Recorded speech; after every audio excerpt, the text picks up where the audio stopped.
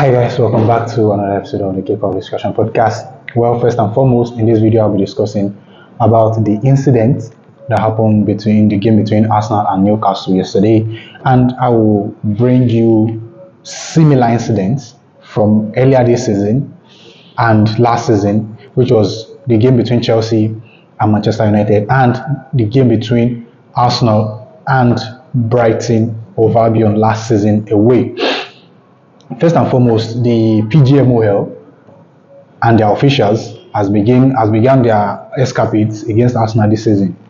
And I think anytime we complain about all these things, they bluff it off. Do you understand? And it's not the same with every other team. And I will prove it. Two separate incidents from this season. From last season and this season. The first one was that foul on Brian Mbeumo by Robert Sanchez. I think no sensible person would argue that is a straight red card and a penalty, right? Because that was a one-on-one situation. Brian Mbeumo was through on goal. Robert Sanchez came out. He touches the ball before he touches Brian Mbeumo.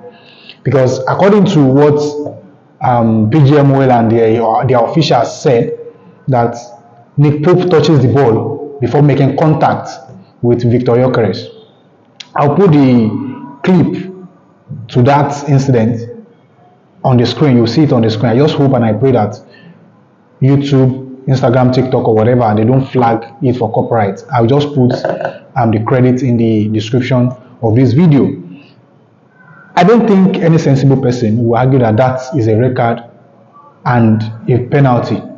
But according to what PGMOL said in their comments, if we have to go by that, right, for the fact that Robert Sanchez touches the ball before he touches Brian Mbeumo, I don't think it should be sent off, and I don't think that should have been a penalty. With their explanation, do you understand what I'm saying? I'm not saying it's not a penalty, but with their explanation, because that was the rationale they said and why that penalty was ruled out. And the second incident, which was against Arsenal, that was the game between Brighton of Albion and Arsenal away from home at the Amex Stadium. João Pedro pulled the ball in the air. Do you understand? It was a 50-50 situation. Saliba challenged for the ball. You see the clip on the screen. Saliba challenged for the ball. His head touches the ball before his head collided with João Pedro's head.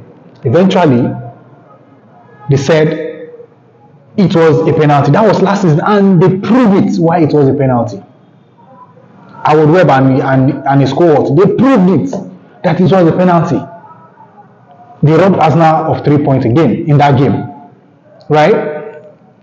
Now to the Gyökeres situation. Gyökeres touches the ball before the ball touches Nick Pope, before Nick Pope brought him down inside the box. He stopped the play, he points to the spot. And when it's Arsenal's turn, right, it's really, really funny how they find ways to defend their stupid decisions. It's also funny, to be honest, and to be sincere. It is funny, and this is not funny anymore. Like, it's not new anymore. It's not new anymore because the rate at which they are holding some teams down to the advantage of other teams doesn't make any sense, in my own opinion. Imagine that Arsenal does not win that game yesterday. That will be the point of discussion right now. That will be the point of discussion. So I'm putting it out to you. What do you think? Because we love watching the Premier League, and with this level of officiating, it's getting bad every time. Honestly speaking, it's getting bad every single time. And I think if it's other teams as well, I'll call it out. So if they are to go by the rationale they disallowed Arsenal's penalty, definitely they should be apologizing to Chelsea for sending Robert Sanchez off and for giving penalty against them. They should be apologizing if Ruben Sanchez also touches the ball before he touches Brian Mbeumo. So what difference does it make? They are both through on goal and they have the control of the ball.